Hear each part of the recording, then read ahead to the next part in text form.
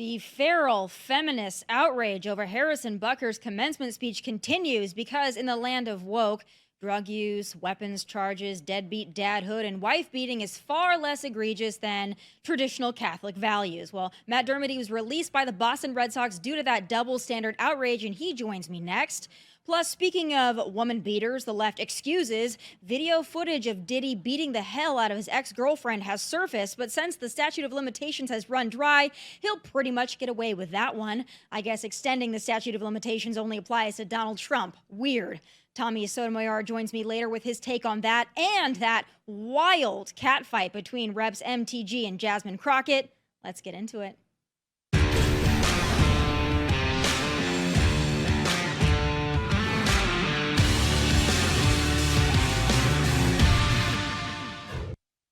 All right, we are in week 2 of feral feminist outrage over that Harrison Butker commencement speech, wherein he talked about a variety of things, including the plague of fatherlessness, the forced pride pushing, and the benefits of masculinity, getting married, and starting a family. Oh, the horror. Now, while there are hundreds of thousands calling for his firing on various online petitions, there are also hundreds of thousands more that not only agree with what he said, but more so his right to say it. His jersey is currently sold out in all women's sizes. Before I bring in pitcher Matt Dermody to get his take on all of it, I want to give you mine. I don't necessarily agree with everything Butker said in the speech, but I will tell you, even the stuff I disagreed with was a hell of a lot less offensive than the green-haired campus weirdos saluting terrorist organizations or the forced celebration of grown men in drag gyrating in front of children.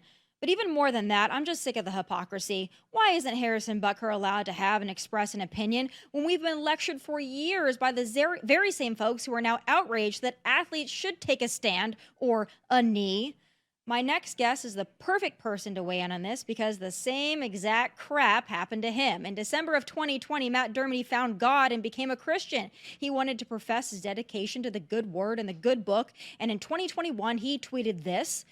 It wasn't an issue till Matt got called up from the minors to pitch for the Red Sox, and this tweet got pulled out by the woke mob. Now, the Red Sox then went on an apology tour denouncing the tweet and denouncing Matt. He was released shortly thereafter, so he knows this song and dance very well, and Matt joins me now. Matt, I've been wondering your take on all of this because it's eerily similar to what you went through. A lot of people calling for Harrison Butker to be fired. They don't want him to be able to play anymore. They want him to be canceled. When you saw all this controversy, what was your reaction? Yeah, well, last thing I remember, we're in America, and we're granted certain rights here, freedom of religion, freedom of speech. And Harrison Butker, he expressed his freedom of religion and his opinion, and there's nothing that's wrong with that. And yeah, it's like you said before, there's some things you agree and disagree with it. I'm in the same boat right there. One thing is I commend Harrison Butker, for standing up for his belief, and his faith, and it takes courage, for that. So I applaud him for that. So he has so far been unapologetic. You have remained unapologetic for your views and your faith and what you express in the tweets that ultimately, definitely caused some pain to your career. But what do you think about him standing by his comments? And what do you think about athletes that turn around and give the apology speech that usually feels really fake and phony, but they kind of sell out because they're worried about losing their job? Yeah, that's the thing. God is going to refine us in the fire. All who are in the faith, you're going to be put through the fire. The Bible says all who want to live a godly life will be persecuted. And this is Harrison Butker's trial, and this is his refining moment. And I commend him a lot because there's this book I recently read by Eric Metaxas. It's called the Letter to the Church, and it's pretty. Harrison Butker's speech is pretty much that book in a nutshell, and it's talking about, I quote Harrison Butker. He said, we need to stop being the church of nice, and don't mistake love for cowardice. And he's exactly right. A lot of people, they don't want to tell the truth when the truth is hard and it's going to offend people. And they instead stand on the I'm loving, so I'm not going to tell the truth. When actually it's actually the opposite. So I commend, Harrison for standing up for his faith. And these hard truths are what shows his faith. He's standing up for what he believes, and I applaud him. What do you make of the outrage over all of this? Because, a lot of the things that he said, I mean, some things maybe I don't necessarily agree with. I don't think always the pinnacle of a woman's life has to be getting married and having children. I mean, for a lot of women it is, but I think it's a personal decision. But a lot of the other things that he was talking about masculinity, about, making sure that they don't run you down and turn you into something else, that pop culture and everything else doesn't infest your mind and pull you away from God. A lot of the themes and elements I didn't find offensive. I feel like a lot of Americans on the left and the right probably agree with at least some of the themes he was talking about. So do you think that the outrage, do you think it's actually as widespread as it seems, or do you think that a lot of Americans are probably at least somewhat in agreement with some of the things he said? In terms of Americans, I do not know, but his speech was directed towards Catholic students, who share his same faith and values. And Harrison Butker did not put any women down. He never said, you women need to leave the CEO office and go in the kitchen. He never said that. He said he was lifting up his wife in the position that she's in, which is homemaker. And he was speaking about the lies that are directed towards the women. And one of the lies he was talking about is that the homemaker and the stay-at-home mom who raises the family is not a job to be coveted. And Harrison Butker was saying it is actually the most important job in his family, because he values his family above all else. And his wife he said his wife's job and role in the family is more important than his. So he was actually putting his wife above himself, which is, that's exactly what a husband and a man is supposed to do. A lot of people get mad at the Bible because the Bible says that a woman is supposed to submit to the man, but the Bible also says that a man is supposed to submit to his wife as well, and to love his wife as Christ loved the church, which means give his life and die. So. Yeah, no, I agree with you. And, it's obvious to me that you do your homework. I mean, you don't just talk the talk, you walk the walk. You know what you're talking about. You feel it deeply. Now, I don't know as much about the NFL as I do about the MLB, but, I've talked about this before.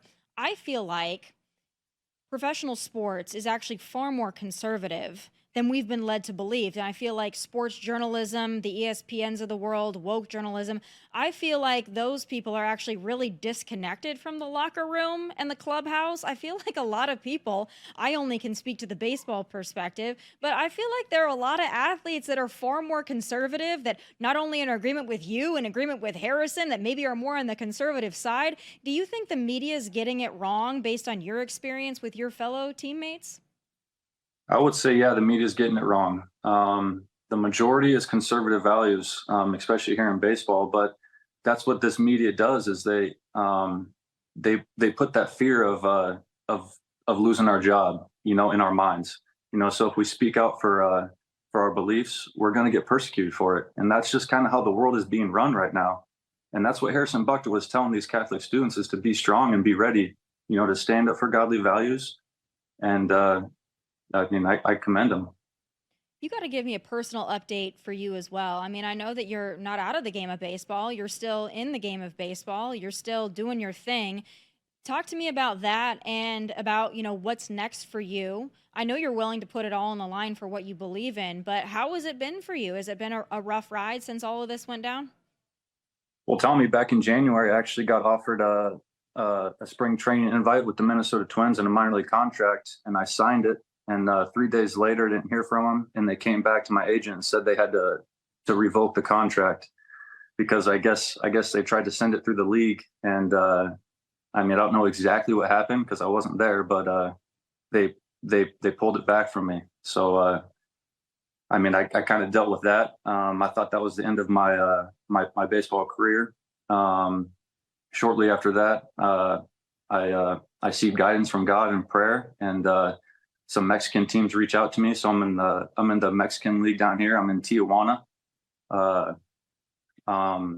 didn't know if I should pursue baseball or not, or pursue something else. So I actually told God that I was gonna honor His Sabbath day and not work on the Sabbath, which is pretty rare in baseball because baseball is played on the weekends. But the Toros decided to honor my request, and I'm here playing baseball. And then every Saturday on the Sabbath, I don't show up, and I give it to God. So all glory to Him. Have you had any conversations with Trevor Bauer? He's obviously in a different situation than you are, but similar in that things, have impacted his career that have nothing to do with his ability to play baseball or to pitch. Have you had any talks with him at all? No, we're in the I'm in the North League. He's in the South, so we don't play each other. And I don't know him personally at all, so no, I haven't spoke to him at all. He's doing well. He's lighting this league up. Yeah, it's so frustrating. I mean, Anthony Bass is a personal friend of mine, released by the Blue Jays because he dared to post that reel about Bud Light and Target, and then he came out and apologized. That still wasn't enough. They still released him. He is still not been offered an opportunity. I want to ask you too, have you ever thought, I know that you're a godly man, I know that seeking revenge is not in your DNA. But have you ever thought about filing a grievance with the Players Association, the MLB Players Association, because of the reason you were released, because of the reason that this new minor league contract was pulled away from you? I mean, there's definitely evidence that I've been shut out from baseball because of my religious beliefs. But yeah, no, I'm definitely not seeking any kind of revenge. That would be opposed to the heart of God for sure. Vengeance is reserved for God and Him alone. But all we're supposed to do is love. So whatever happens, I'm not pursuing any kind of lawsuits or anything like that. Because honestly, that stuff would just weigh me down. The Bible says in Romans chapter 12 to be not overcome of evil, but overcome evil with good. So we are supposed to be constantly thinking about doing good and loving others. That should be our main motive, always. Well, you certainly are an upstanding individual. I think you give a lot of people a lot of inspiration. I know that just talking to you, I think it gives a lot of people a lot of comfort that there are people like you that play professional sports, that have your head on straight, that are really dedicated to something bigger than fame and money. And you're a testament to that, a walking testament to that. And I really appreciate you taking the time to share all this with us. We're always rooting for you. I'm glad that you found a home there playing baseball in Mexico, and that, obviously your talents are still shining through, but you put God first. So I really appreciate your time, Matt, as always. And God bless you in everything you do. Yeah, thank you, Tomi, for having me. I appreciate it. Always. All right, folks, we're going to have a quick break here while I bring in my next guest. But coming up, I'm really excited to have this conversation. I know that my next guest, Tomi Sotomayor, is not going to hold back anything when talking about Diddy, when talking about that cat fight between MTG and Jasmine Crockett. A whole lot to dig into there. And coming up right after this quick break, stay with us. All right, I can't wait to get into this next topic. I'm sure it's going to be a spicy discussion as always, but I got to set it up for you. So last week at a congressional hearing, Representatives Marjorie Taylor Greene and Jasmine Crockett exchanged barbs in the most childish and embarrassing way possible. In case you live under a rock and you happen to miss it, here it is. Do you know what we're here for? You know we're here about AG. I don't think you know what you're here for. Well, you the one talking about. I think your fake eyelashes are messing up. No, what you're ain't reading. nothing. Hold on. Listen, I'm just curious, just to better understand your ruling. If someone on this committee then starts talking about somebody's bleach blonde, bad built butch body, that would not be engaging in personalities, correct? A what now? Chairman, I make a motion to strike those words. For the record, they both sound like fools, and they are both embarrassing to the offices they hold. But to my knowledge, only one of them is now attempting to merchandise that embarrassing display into an embarrassing T-shirt line, the Crockett Clapback Collection. Since when does referring to a woman's body as butch not outrage the woke left is what I really want to know. Another double standard there, but let me bring in my friend and radio host Tomi Sotomayor on this one. I can only imagine what his reaction is to this. All right, what do you think? Exactly what you said, and a little bit more. It is strange, like you see these women in there and they're going at each other like children. But what's really strange is that the woke left allows it to happen and does not bring up the fact that, one, I thought body shaming was something that people shouldn't be doing to women today. And two, apparently, and I did a video about it, apparently Jasmine hasn't seen her body. So I put up a few pictures of hers as she tries to hide it. And her body is, I mean, if SpongeBob SquarePants was a thing in real life, that'd be her. But when you're talking about someone and you use the word butch, isn't that word as well a slur towards someone's sexuality? Something the left doesn't engage in, I thought. Now, I have a thought about that. Apparently, we let Black women, and I can say this because I'm Black, we allow Black women to get away with anything. Kind of like the kid in the class that's throwing tapioca pudding up against the wall. And you wonder, why can't I do that? The teacher says, well, they're allowed to do that because they're special. They don't have to follow the rules. And when you look at what she did, it goes to show not only does she not have to follow the rules, but now she can become an internet celebrity, merchandising, becoming the most ghetto Barbie figure she can in the house. So, in talking about both of them, I've been kind of ripped up online. People so mad at me because I dared to criticize Jasmine Crockett. And I'll say this, I am no stranger to criticizing Marjorie Taylor Greene. I think that she also says stupid things. I think that she is also ridiculous in a lot of circumstances, regardless of how I agree with her on certain political issues. I think the way that she conducts herself is embarrassing the Republican Party. I also think Jasmine Crockett is embarrassing to her party, but you're right. One of them gets away with it in the eyes of popular culture and the other one doesn't. And one, to me, talking about somebody's eyelashes and then talking about someone's bleach blonde, bad built, butch body, that's a completely different extreme. But of course, Jasmine Crockett's getting a lot of attention over this. She was on State of the Union over the weekend explaining how Marjorie Taylor Greene talking about her eyelashes was actually racist. It was a dog whistle. I want to play that clip for her explanation. You have since called her racist, Congresswoman Greene. I want to understand your perspective of this. Do you think her going after your eyelashes, that in itself is racist? I think her specifically doing it to me, yes, that was the intent. As has been stated, you know, women wear makeup, we wear lashes, we wear all types of things to beautify ourselves.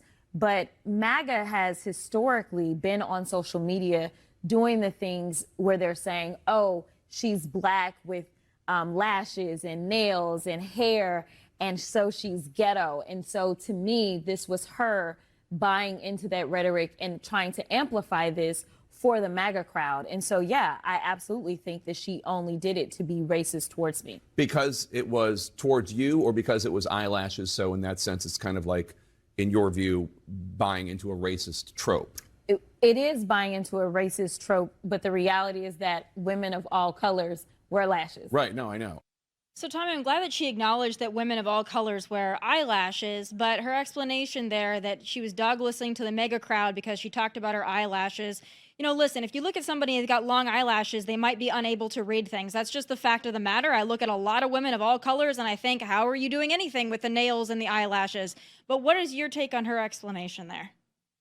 Well, the race card, don't leave home without it. And if you look at how it works, there are words that you can give somebody or say to someone that will stop the argument and make them completely wrong.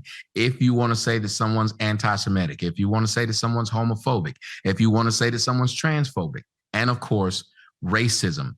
And I've always said white people need to stop having white guilt to where that card doesn't bother them. When it's played, they should ignore it. You went out of your way to say something was racist and then ended the sentence by destroying everything you said prior by saying all women wear them. Well, ma'am, then I think they're talking about the length of them. I think they're talking about how large they look. But again, you said beautify themselves and all these things. But let me explain something to you, what really bothers me about her explanation. It appears that what Jasmine is doing is playing blackface without the makeup. Let's think about it.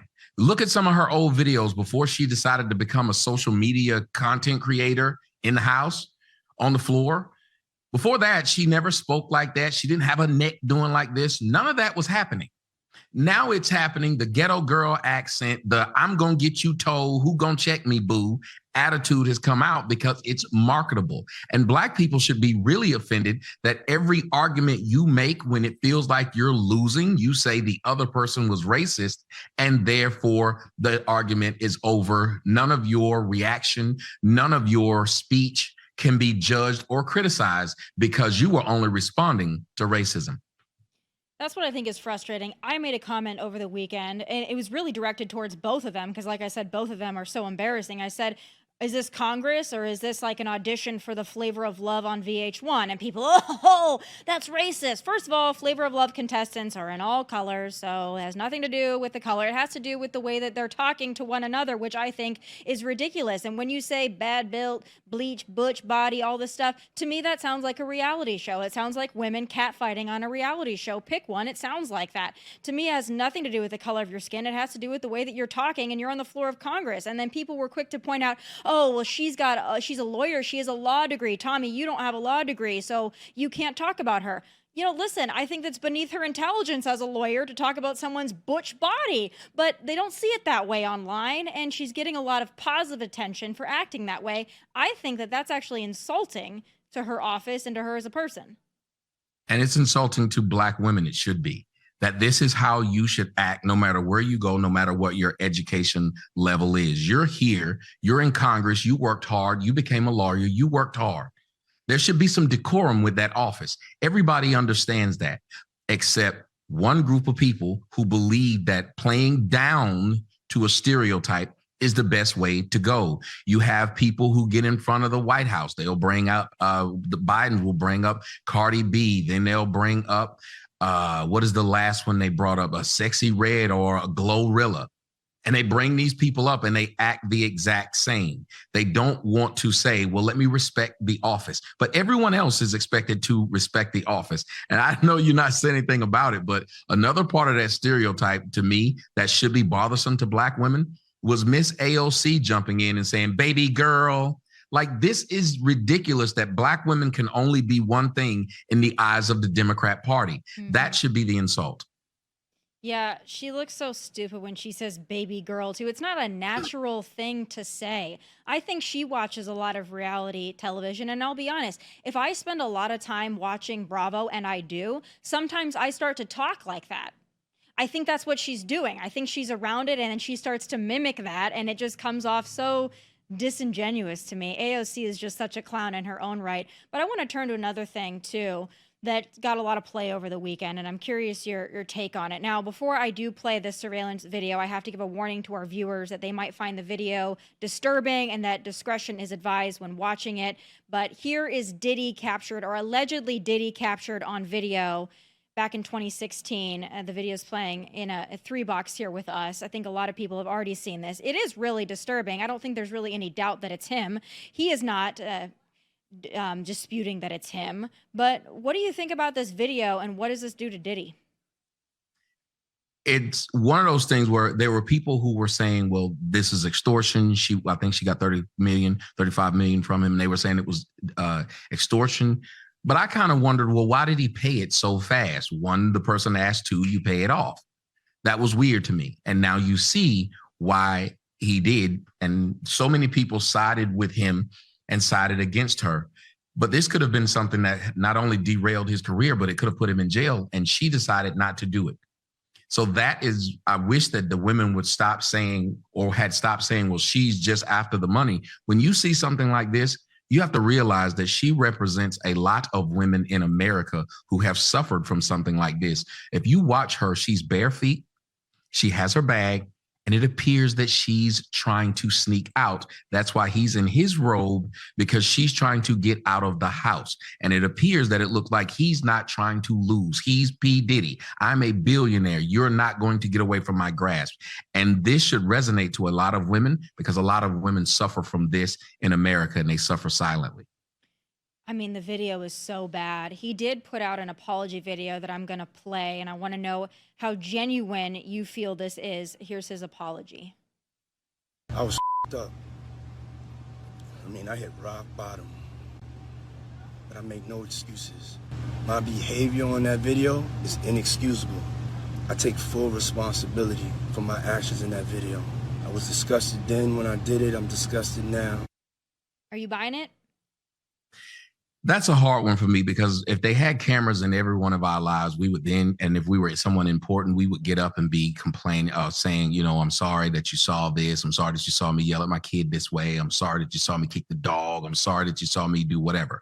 I think there's a human condition that a lot of us forget, and the internet has allowed us to do that. We hold people to a standard that we don't hold ourselves. Do I believe it? I don't think it's up for me to believe it. I think it's up for the woman who he did it to, the family and other women that he's around. But here's the part that really bothers me. As I said earlier, it happens a lot in a lot of houses in the United States. Everyone's up in arms about this woman and this man, where millions are being split between them. But what about the woman that's down the street that you hear her upstairs? You hear her and you do nothing. You don't call, you don't intercede, you don't intervene. This should call for us, if we're really upset, to take care of the people in our own houses, our own neighborhoods, and our own communities that are getting away with it. Yeah, that's a great point that you bring up. I think a lot of people watch that and it's traumatic, because this isn't something that's a one-off or an anomaly. It's crazy when you see somebody like Diddy doing this. But I wonder, you know, people are so outraged over this video, as they should be. But I think it has a lot to do with the celebrities surrounding it, because I don't think people are as outraged when we see the videos from New York City where people are going up and punching women in the face, or they're dragging them with a belt between cars so that they can sexually assault them. I mean, those videos have become almost commonplace, and we look at them and we're horrified for a second, but not nearly as much outrage for those things that are happening on a minute-by-minute basis in a lot of the major cities as they are about this hotel video from Diddy. What do you make of that? Do you think we're just so obsessed with celebrity that we care more when celebrities are involved? Amen. Amen. We're obsessed with celebrities. We want to hold these people who have money to these statuses that make them greater than us, better than us. And then we want to laugh when we see someone else do it on Twitter X, when we're sharing it and retweeting it and laughing about it. We can see several videos, people have sent them to me, where a man is knocking out a woman and people are making jokes about him knocking her out or whatever it is. And I'm thinking to myself, but then Cassie gets all your sympathy while she got $30 million. But that woman you just tweeted, she got nothing but embarrassed. That's it. She got embarrassed by you because you thought it was funny, because you're now living in this world star hip hop age to where that violence, you're desensitized to it. The only time you feel something is when you can go viral. Those people don't care about Puffy and Cassie. They just care that they can say something and get a bunch of tweets, a bunch of hits, and someone saying, oh, yeah, you're standing up for women. But are you really standing up for women when I've never heard you? It's the same thing I call out about child molestation or child violation sexually. These people know one of these people in their family.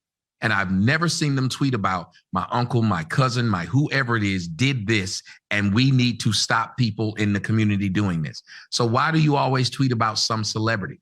Because it gives you this feeling of, I'm an activist, number one, because everyone wants to be an activist, but two, I want to seem better than I really am. And this magnifies it because this is a celebrity. So kind of going along with that, and then we'll wrap up this discussion because I have another one for you I want to get your take on. But when I think about some of these celebrities that have gotten away with a lot, I think about R. Kelly. I mean, that was a big one, obviously.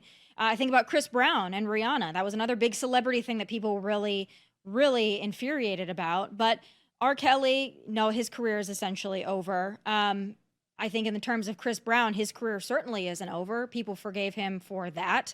And then in the case of Diddy, yet to be seen if people will forgive him or not. But do you think that people are too quick to forgive celebrities? You know, they even said Kanye was canceled, and it doesn't feel like Kanye is canceled either. So it feels like there's some people who get canceled and they are canceled indefinitely, and then some people are able to make a comeback. Do you think there's anything to that? Now, I think we're actually too hard on celebrities, and I'll explain. When we're able to cancel people, we understand what they're doing and how they make a living. And I think a part of jealousy makes us want to take that money that they have, that many of them flaunt in front of us. We want to take it away from them.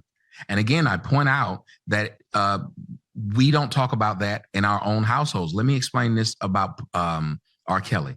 The R. Kelly tape, and everyone, when I was younger, everyone saw it. It was a long time ago. Everybody's seen it. It was shared. Everybody's seen it. They knew it was R. Kelly. Yet everybody in the Black community was glad that this man got away with it. Now, 20 years later, everyone who knew he got away with it, knew he married Aaliyah when she was underage, now pretends that they're outraged because they put their finger up and the wind was blowing differently. So they went along with it because nothing changed. The evidence of what he did was already there. And I think that's what my problem is that we're quick to try and take away someone's livelihood because we don't do it to people we know. So when we're saying that we're too quick to forgive, sometimes we got to look at these people. And there was a joke made by Dave Chappelle when he said, why do we care what Ja Rule thinks?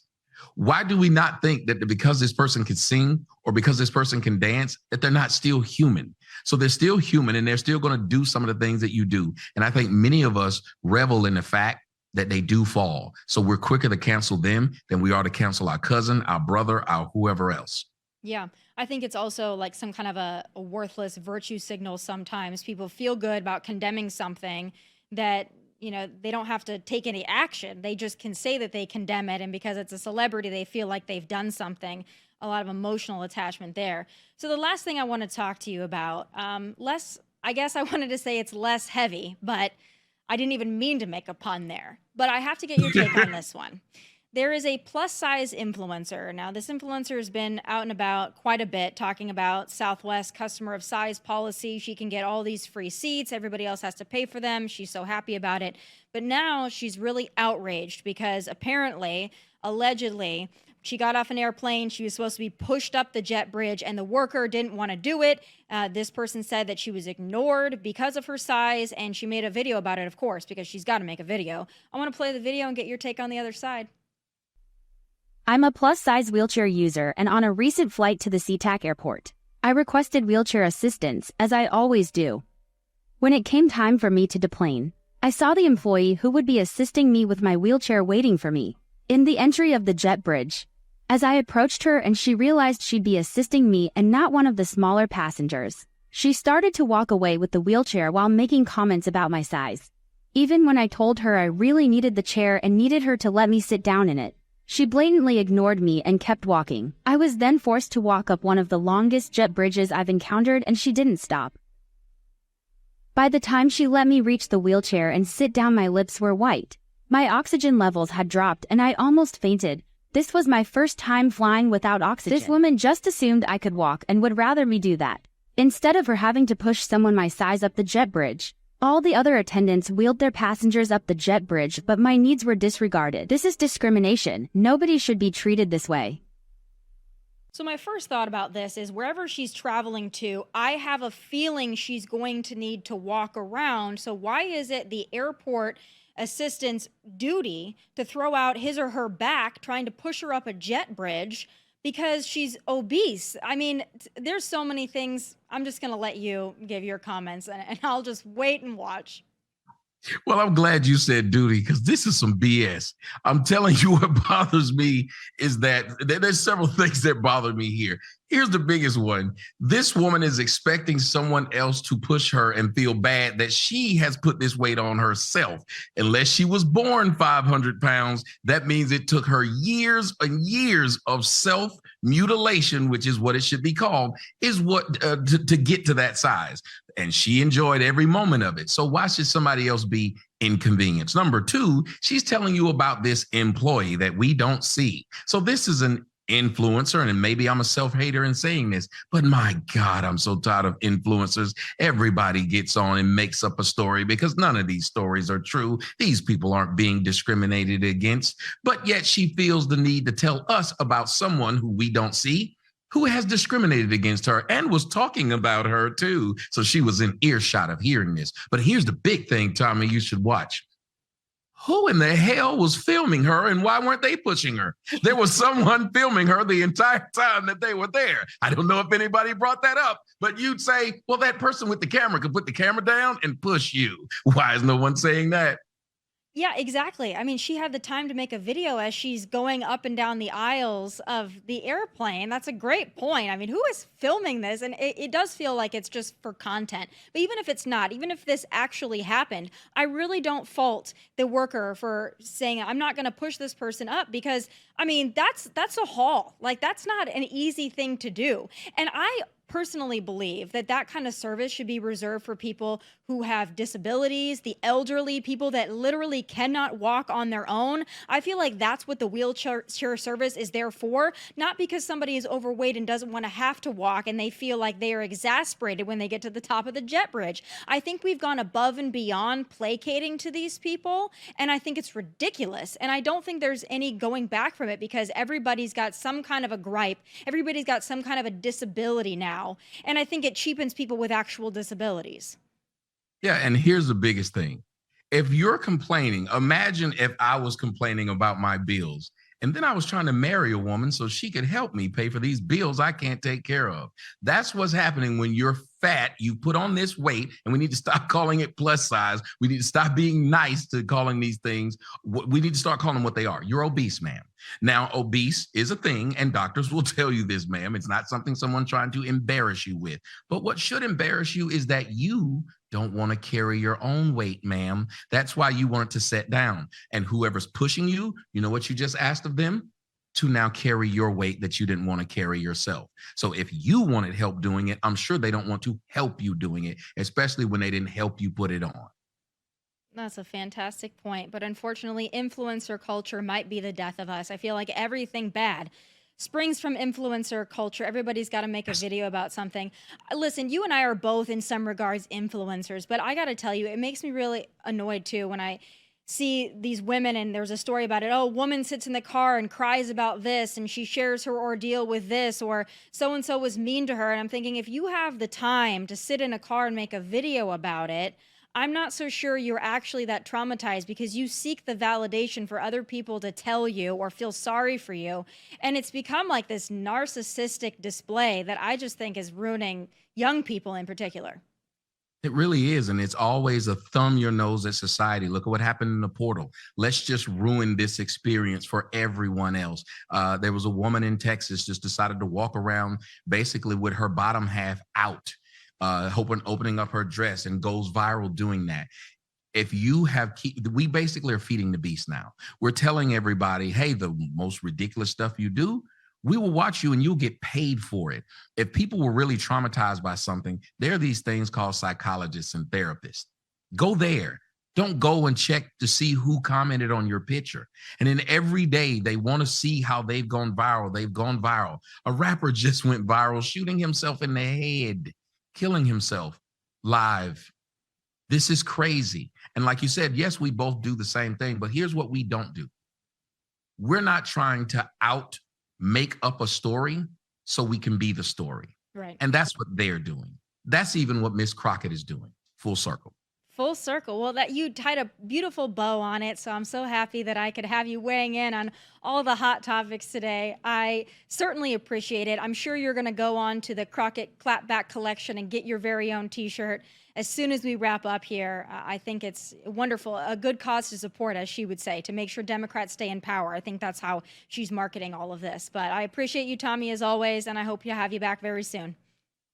Thank you so much for having me. Talk to you soon. All right. Folks, something is up with Joe, something unnatural, something possibly supernatural, and we need to get to the bottom of it. It's time for Final Thoughts.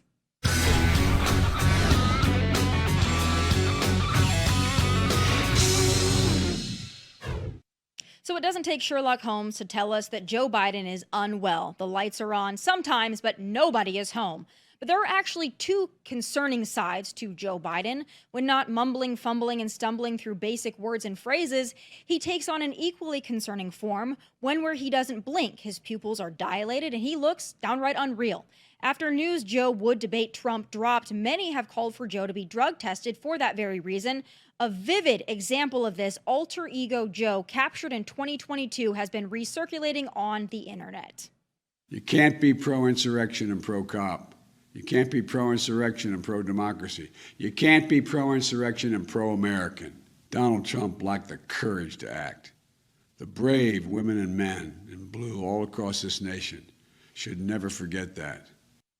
What the heck is going on with Joe? What are they giving him to make him look and sound that way?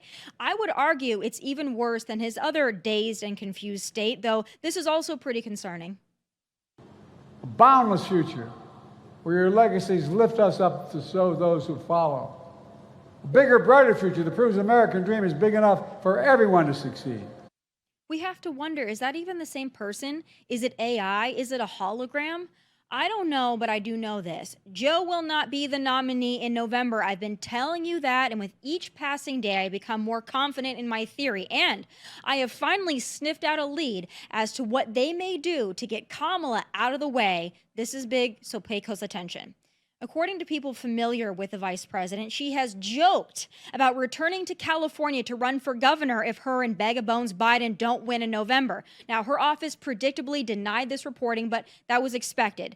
This, to me, is a huge hint and a big clue as to how they will move Kamala out of the way for the current governor of California, greasy Gavin Newsom. Like I've been saying, Joe is not in charge of the thing, and neither is Kamala. They are not pulling the strings or calling the shots. The wardens over there at the DNC are, and when they decide it's time to kick Joe to the curb, they will. Now, Joe is easy. He is cognitively failing, so they could honestly put him in a home and tell him he is the president, and he wouldn't know the damn difference. But Kamala is the wild card, and she is the trickier play. They can't possibly run her for president. That's political suicide, and it's even worse than Joe Biden. But they got to get her to step aside by offering her something else that is attainable, a consolation prize that feels believable. And bingo, the governor of California is that post. Sure, it's not the president, it's not the White House, but she doesn't have a shot at that anyway. But if played right, the Democrat overlords like Nancy Pelosi and Barack Obama, whoever else is running that shadowy underworld, they can make this happen, and they can get Gavin into position while still giving Kamala enough to keep her compliant. It's going to look like it was her idea. And the fact that this little report that she's already joking about it has come out, well, I think that's just testing the waters. I'm telling y'all, this might sound far-fetched, but not as far-fetched as trying to run failing Joe or cackling Kamala in the fall. Just wait and watch, because crazier things have happened. And those are my final thoughts. Be sure to go visit the Tomi Lahren is Fearless YouTube channel. Please like and subscribe for full episodes. And I will see you right back here live at 1 p.m. Eastern tomorrow. But until then, from Nashville, God bless and take care.